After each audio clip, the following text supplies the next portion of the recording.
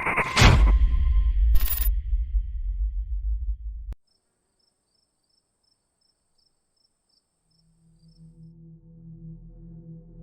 रात्र मी कधीच विसरू शकत नाही, ज्या रात्री मी माझा जिवलग मित्र गमावला. सूरज पाटील नाव होतं त्याचं. सूरज आणि मी बालपणीपासून सोबत होतो. 10वी नंतर आम्ही दोघांनीही लातूरच्या नामांकित कॉलेजमध्ये प्रवेश घेतला होता. सूरजच्या वडिलांनी त्याला दुचाकी घेऊन दिली होती, त्यामुळे आम्ही दिवसभर शहरात दुचाकीवर इकडे तिकडे फिरायचो. पण रोज रोज शहरातल्या शहरात फिरून आम्ही खूप कंटाळून गेलो होतो. त्यामुळे एके दिवशी आम्ही रात्री लॉंग ड्राईव्ह करायचं ठरवलं. धीरजा, आपण तळेगावच्या नदी पुलावर जाऊ, सूरज मला म्हणाला. आम्ही तळेगावच्या पुलावर कधीच गेलो नव्हतो, पण त्या पुलाविषयी फक्त ऐकलं होतं की तो इंग्रजांनी बांधलेला जुना पूल आहे आणि त्यातल्या त्यात त्या रात्री पौर्णिमा होती. म्हणून मलाही वाटले की एकदा तिथे जाऊन पौर्णिमेच्या रात्री चंद्राच्या लख्ख प्रकाशात त्या पुलावरून दिसणारे नदीचे सौंदर्य पाहावे. बरं चालेल, मी त्याला म्हणालो. तळेगावच्या नदीचा पूल शहरापासून जवळपास 1 तासांच्या अंतरावर आणि तळेगावपासून पुढे 2 किलोमीटर दूर होता. ठीक रात्रीच्या 12:30 वाजता आम्ही तळेगावच्या नदी पुलावर पोहोचलो. आम्ही दोघेही पुलाच्या कठड्याजवळ जाऊन उभे राहिलो. टिपूर चांदणे पडले होते. पुलावरून मंदगार वारा वाहत होता. पुलाखालून वाहणाऱ्या नदीच्या पाण्यात चंद्राचे देखणे प्रतिबिंब दिसत होते. वातावरण अगदी मन प्रसन्न करणारे होते. पण इतक्या दूरून कोठून तरी कोल्ह्याचा आवाज ऐकू आला आणि अचानक वातावरण दूषित झालं.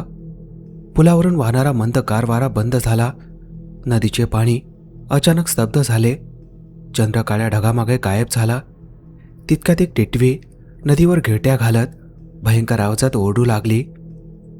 टिटवीचे ओरडणे म्हणजे अशुभ घटनेचा संकेत असतो हे मला चांगलंच माहीत होतं. सूरजा, मला इथं काही बरं वाटत नाहीये. टिटवी ओरडतीये म्हणजे आपल्या आजूबाजूला धोका आहे. आपण लवकर इथून निघालं पाहिजे, मी त्याला म्हणालो. काही अशुभ नसतं. साप किंवा इतर शत्रूंची चाहूल लागल्यावर टिटवी ओरडत असते. तू गप्प बस आता, तो मला म्हणाला. इतक्यात मला सूरजच्या मागे काही अंतरावर पुलाच्या कठड्याजवळ एक तरुण स्त्री दिसली. तिने हिरवी साडी घातली होती. तिचे लांब सळक केस कमरेपर्यंत लोंबत होते, पण तिचा चेहरा काही मला दिसत नव्हता, कारण तिचे लांब केस आडवे येत होते. इतक्यात त्या स्त्रीने तिच्या पायातली चप्पल काढली आणि तिने पुलाखाली वाकून पाहिले. सूरजा, मागे बघ, ती बाई काय करतीये, मी सूरजला म्हणालो. सूरजने मागे वळून बघितलं. तोच ती स्त्री पुलाच्या कठड्यावर चढली. धीरजा, ती आत्महत्या करण्याचा प्रयत्न करतीये, सूरज मला म्हणाला. आत्महत्या हा शब्द ऐकूनच भीतीने माझे हातपाय थरथरायला लागले, कारण मी लहान असताना माझ्या आजोबांनी गळफास घेऊन आत्महत्या केली होती आणि त्यांना फासावर लटकताना सर्वात पहिल्यांदा मीच पाहिलं होतं. ओ, खाली उतरा, असे म्हणत सूरज त्या स्त्रीला थांबवण्यासाठी तिच्या दिशेने धावत गेला. पण मी मात्र तसंच एका जागेवर उभा राहून बघत उभा राहिलो, कारण माझ्या डोळ्यांसमोर माझ्या आजोबांचा फासावर लटकणारा मृतदेह येत होता. ओ काकी, खाली उतरा, सूरज मोठ्याने ओरडला. तसं मी भानावर आलो. सूरज तिच्या अगदी जवळ जाऊन पोहोचला होता. तो तिचा हात पकडणारच होता की तोच तिने पुलावरून खाली नदीत उडी मारली. ती स्त्री नदीतल्या पाण्यात पडली. तसा डुबुक असा आवाज झाला. तोपर्यंत मी धावत सूरजजवळ पोहोचलो होतो. आम्ही दोघेही खूप घाबरून गेलो होतो. वाचवा, वाचवा, कोणीतरी मला वाचवा, ती स्त्री गटांगळ्या खात ओरडू लागली. तिच्या ओरडण्याने रात्रीची शांतता भंग पावली.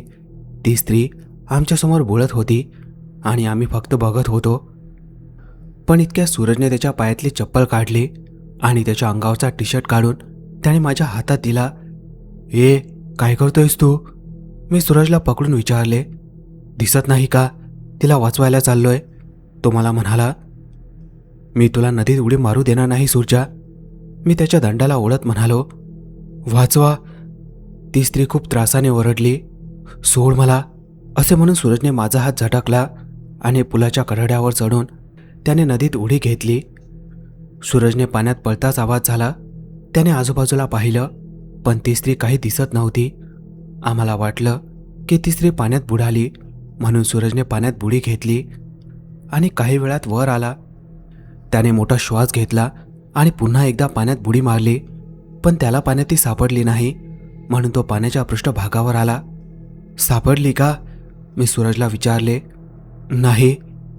सूरज पाण्यातून वरडला आणि पुन्हा एकदा मोठा श्वास घेऊन त्याने पाण्यात बुडी घेतली. इतक्यात मला माझ्या बाजूला कोणीतरी असल्याचा भास झाला, म्हणून मी माझ्या बाजूला वळून बघितलं. भीतीने माझ्या पायाखालची जमीनच सरकली, कारण ती स्त्री माझ्या बाजूलाच पुलाच्या कठड्यावर येऊन बसली होती. जंगली श्वापद जमिनीवर कसे समोरचे 2 हात टेकवून बसतो, तशी ती पुलाच्या कठड्यावर बसली होती. ती पाण्यात खाली सूरजकडे बघत होती.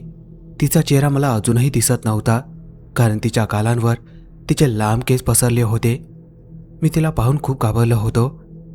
हे कसे शक्य आहे? ही आताच नदीत बुडाली होती, मग आताच अचानक पुलावर कशी आली? मी आश्चर्याने स्वतःशीच बोललो. सुरजा. मी अडखळत भीतीने ओरडलो. तसे त्या स्त्रीने माझ्याकडे वळून बघितले. तसा मी बुडापासून मस्तकापर्यंत हादरून गेलो. तिच्या चेहऱ्यावरचे मांस गळून गेले होते. असं वाटत होतं की पाण्यातल्या खेकड्यांनी तिच्या चेहऱ्यावरचे मांसाचे लचके तोडले आहेत. तिच्या डोळ्यांखाली मोठी काळी वर्तुळे होती. कपाळावरचे कुंकू विस्कटलेले आणि हातापायांची नखे एखाद्या रानटी जनावरांसारखी लांब आणि तीक्ष्ण होती. काय झालं? मला शोधताय? तिने बेसुऱ्या आवाजात मला विचारलं. तसा भीतीने माझा घसा कोरडा पडला. सुरजा. मी पुन्हा एकदा ओरडलो आणि मी पुलावरून खाली नदीत डोकावून पाहिलं. सूरज पाण्याच्या पृष्ठभागावरून आमच्याकडेच बघत होता. त्याला हे कळून चुकलं होतं की ती स्त्री नसून एक हडळ आहे. सूरज डोळे मोठे करून आमच्याकडे बघत होता. मला वाटले की हडळ आता मला याच पुलावर मारून टाकेल, कारण मी एकटाच तिच्या हाती लागलो होतो. ती माझ्याकडे बघून म्हणाली, घाबरू नको, मी तुला नाही, त्याला माझ्यासोबत घेऊन जाणार आहे नदीच्या बुडाला. ती हडळ सूरजने बोट दाखवत मला म्हणाली. हे ऐकून माझ्या हृदयाचा ठोका चुकला. ती सूरजला तिच्यासोबत पाण्यात घेऊन जाणार होती. सुरजा, पटकन पाण्यातून बाहेर ये, नाहीतर ही तुला बुडवून टाकेल, मी सूरजला मोठ्याने ओरडून म्हणालो. हे ऐकून सूरज पाण्यात स्तब्ध झाला. त्याला कळून चुकले होते की तो आता नदीच्या काठावर येऊ शकणार नाही, कारण तो नदीच्या एकदम मध्यभागी होता. धीरजा, मला वाचव, सूरजने मला करुण आवाजात विनंती केली. ती हडळ माझ्याकडे बघून हसली आणि तिने पुलावर नदीत सूरजच्या अंगावर उडी मारली. धीरजा, सूरजने मला शेवटी हाक मारली आणि ती हडळ माझ्या डोळ्यांसमोर सूरजला नदीच्या तळाशी घेऊन गेली. पण मी मात्र फक्त बघतच राहिलो. माझ्या तोंडातून एक शब्दही बाहेर पडत नव्हता, कारण भीतीने माझी दातखिळी बसली होती. माझ्या डोळ्यातून अश्रू वाहू लागले. काही वेळात नदीचे पाणी पुन्हा स्तब्ध झाले आणि भयंकर शांतता पसरली. मी माझा मित्र गमावला होता. मी खूप मोठ्या दुःखात होतो. अचानक माझ्या डोळ्यांसमोर अंधाऱ्या आल्या आणि मी बेहोश झालो. दुसऱ्या दिवशी सकाळी जेव्हा मला जाग आली, तेव्हा मी पुलावर होतो. मला 4-5 लोकांनी गराडा घातला होता. आजूबाजूला लोक जमली होती. संपूर्ण पूल माणसांनी खचाखच भरला होता. लोक पुलाखाली वाकून बघत होते. मी उठलो आणि पुलाच्या कठड्याजवळ जाऊन उभा राहिलो आणि पाहतो तर काय, नदीच्या काठावर पाण्यात सूरजचा मृतदेह तरंगत होता. माझा जिवलग मित्र मला सोडून गेला होता. त्या दिवशी मला तिथल्या लोकांकडून कळले की त्या नदीत 100-200 वर्षापासून एका हडळीचे वास्तव्य होते. प्रत्येक पौर्णिमेच्या रात्री ती हडळ त्या पुलावर येत असे आणि लोकांना असेच फसवून नदीच्या बुडाला घेऊन जात असे.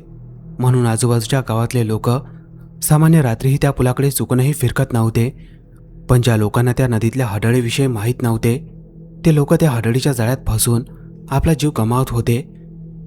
ती हडळ फक्त पुरुषांनाच आपले भक्ष्य बनवत होती.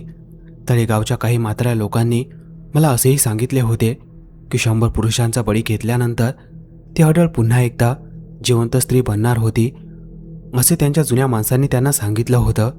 सूरजच्या मृत्यूनंतर ती हडळ त्या नदीच्या आसपास कुठेच दिसली नाही, म्हणून त्यांच्या मते माझा मित्र सूरज त्या हडळीचे शेवटचे म्हणजेच 100वे भक्ष्य होते आणि त्यानंतर ती एक जिवंत सुंदर स्त्री बनली आणि आता कुठेतरी मनुष्याचे जीवन जगत असेल. मित्रांनो, ही थरारक कथा तुम्हाला कशी वाटली कमेंटमध्ये सांगायला विसरू नका. भेटूया लवकरच अशाच एका थरारक भयकथेसोबत.